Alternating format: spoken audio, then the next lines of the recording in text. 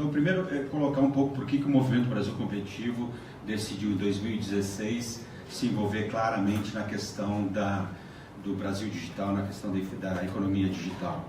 O Movimento Brasil Competitivo, alguns aqui conhecem, tem uma característica de atuar muito fortemente na promoção da competitividade em cima dos 40% do setor público, 40% do PIB brasileiro que está no setor público, ou seja, na eficiência do setor público, na melhoria da gestão do setor público, no processo de desburocratização. Contudo, né, o que a gente verifica cada vez mais é que esse processo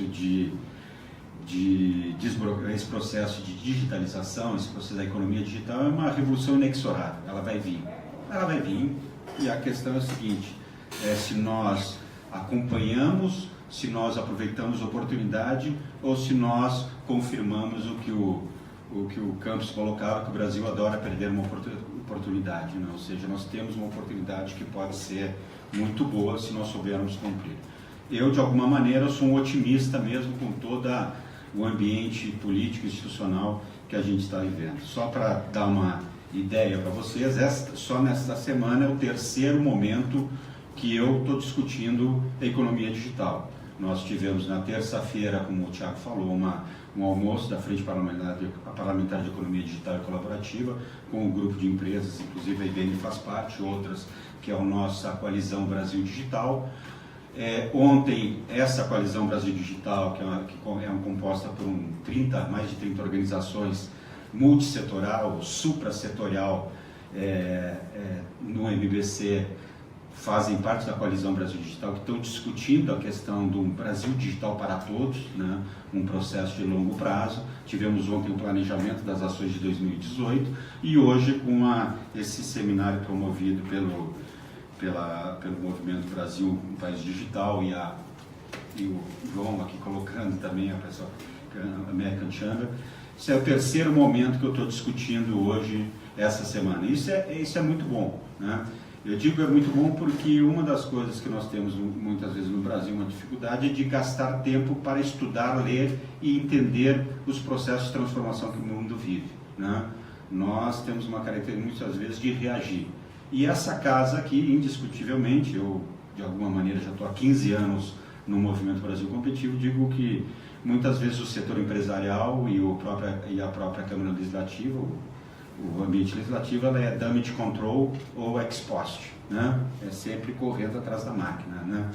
E acho que nesse caso do Brasil Digital, né, nesse caso da transformação digital, a gente também tem que terminar com alguns mitos, e isso o próprio MBC tem colocado, ou seja, quando nós falamos lá da Coalizão Brasil Digital, que nós temos empresas como aqui IBM, Microsoft, Google, mas nós temos também como a Seguros Unimed, um Sírio Libanês, uma Gerdau, uma Natura, uma JSL, porque não existe para mim, para nós, a indústria não digital e a indústria digital. Na verdade, todas as indústrias, todo o setor econômico vai ser plataforma e vai ser digital, ela vai estar nesse ambiente, né? A questão é como ela vai estar e qual é o ambiente propício que nós vamos gerar em termos de regulação para que ela se consiga avançar, né? Com certeza você tem evoluções, mas ao mesmo tempo que você tem a discussão do Uber, hoje eu digo por cadeira, várias indústrias tradicionais, você acompanha um alto-forno, uma coisa com um celular desses, com um IoT e assim por diante. E aí começam algumas discussões que me preocupam, né?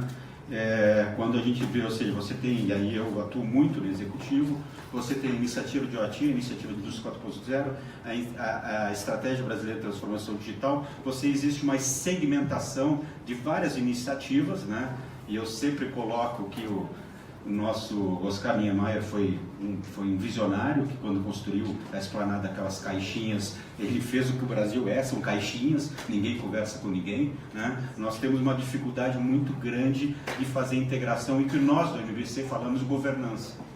Que o país, na estratégia digital brasileira, como outras tantas, mas na estratégia digital brasileira, o que nós dizemos é o seguinte: a grande questão do país é ter uma governança. O que é governança? A capacidade de avaliar, de dirigir e monitorar, ou seja, lançar futuro. Eu muitas vezes pergunto a algumas comissões antes aqui, como é que nós podemos legislar algumas coisas sem saber o que país nós queremos. E na questão da transformação digital, ontem nós tivemos a discussão, o Andrei estava junto, né? Que a discussão é o seguinte: eu tenho aqui 12 pautas ou legislativas, decretos legais que estão pipocando por aí e todo mundo de alguma maneira, que nem o goleiro do Grêmio, ontem gremista, bicampeão, né, atacando a bola para que não aconteça. Por que isso? Porque o Brasil perdeu a sua capacidade de pensar a longo prazo há muito tempo. Né? O Brasil perdeu a sua capacidade de pensar a visão do futuro que eles querem ter. Ou seja, quando você pega todas as iniciativas de economia digital, ou do Brasil digital, elas são segmentadas e nós não temos nenhum momento em que você tem o seguinte: qual é o país, qual é o Brasil digital que se quer dar para os nossos filhos e os nossos netos. Momento em que você souber para onde quer ir, você vai conseguir ter uma regulação que vá trabalhando nisso. Só que a gente acaba trabalhando. Claro que isso é dores do crescimento e deles da nossa realidade, mas eu acho que uma das questões que muitas vezes eu coloco nessa casa é que eu gostaria muito de ver uma comissão permanente de visão de longo prazo do país. Já ajudaria muito, porque eu não, volto a insistir, eu não sei como que muitos legisladores legislam sem saber para onde, né? Sem saber para onde, para que legisla sobre o fato e não sobre uma política de longo prazo. Isso é a maior tragédia que a gente tem, é fazer legislação sobre fato. Né? Eu sou do estado, do Rio Grande do Sul, que viveu uma tragédia chamada Lei Kiss, né? E legislou sobre fato, foi uma tragédia dentro, e deu outra tragédia que era a incapacidade de abrir qualquer negócio no estado do Rio Grande do Sul inteiro no momento que legislou sobre fato. E vai dizer, arrumou alguma coisa? Não. Na verdade, está postergando daqui a pouco uma outra dificuldade. Então, acho que quando a gente faz essa discussão, e aqui os assessores e quem está, eu digo que essa é uma das coisas que nós do MDC nos preocupamos muito, ou seja, temos discutido em várias frentes. Né? Nós temos que ter a capacidade do legislador começar a discutir, bom, para onde vamos? Né? E a legislação trabalhar nesse sentido. Entrando especificamente na questão da minha pauta que foi dada, né? Da questão de desburocratização e eficiência da máquina pública. Aqui lançaram a questão da identidade civil única. Só para vocês terem uma ideia, eu vivi 10 anos discutindo o registro individual do cidadão, que hoje é identificado de cidadão nulo. Ou seja, você vai levar 10 anos num processo de executivo para definir uma identidade única para o cidadão, é algo um pouco, né, questionável. Né? Ou seja, então, isso mostra com a dificuldade que foi colocada aqui numa das primeiras formas, da interoperabilidade de governos, da questão das bases de dados, da questão da definição de estratégias comuns, da questão da própria estratégia. Nós temos insistido muito em termos de governos, tanto estaduais, federal como municipais. A estratégia, o profissional de digital, o CDO, Chief Digital Officer, ele é um nível extremamente transversal que deve estar nas estruturas de governo, se você quer fazer desburocratização. Porque a desburocratização ela vai acontecer a força, de fora para dentro, porque a população quer o governo aqui. A minha filha de 18 anos não aceita para uma fila do TSE botar o dedo na leitora digital se ela faz isso para receber o estágio dela que ela tem numa agência do banco, porque essas coisas não se comunicam e tal. Então, existe uma pressão muito grande em cima dos governos para se aproximar ao cidadão, como eu gostei muito de colocar, como plataforma de serviço, como plataforma de serviço. E claro que existe algo que o Fabrício, né, colocou, que eu não sou jurista, mas eu digo, o nosso tempo legislativo e o nosso modelo jurídico, direito romano positivado, com o digital. Muitas vezes nós comparamos o Brasil e as iniciativas com o nórdico, os Estados Unidos. Mas peraí, nós temos um modelo jurídico totalmente diferente. E isso é um grande empecilho quando a gente pensa em atualizações de legislação. É muito diferente. Né? Então, muitas vezes eu acho que a discussão fica superficial quando você discute, não, lá na Finlândia funciona assim, mas peraí, lá na Finlândia o modelo é um modelo de common law, nós temos civil law, nosso modelo jurídico é outro. Você tem que pensar essas questões, porque viver, não que você vai negar o avanço sobre isso, mas você tem que saber que essa é a realidade, você vai ter que ter e aí entra a abertura das casas legislativas com maior aderência para fazer essas mudanças, no mínimo mais rápido, mas obedecendo o nosso modelo jurídico. A desburocratização, ou o governo digital, que eu gosto, ele é uma pressão externa, ou seja, mas ela enfrenta essa pressão externa com a dificuldade da morosidade legislativa, que é natural, não é? E com a questão da pressão. Vou dar um exemplo claro que é uma coisa que eu pessoalmente me preocupo muito, é o PL 6814 de 2017, chamada Lei de Licitações. Vamos dizer, Lei de Licitações que está aqui, 1 ano, sem definir quem é o relator, comissão, isso, 1 ano, né?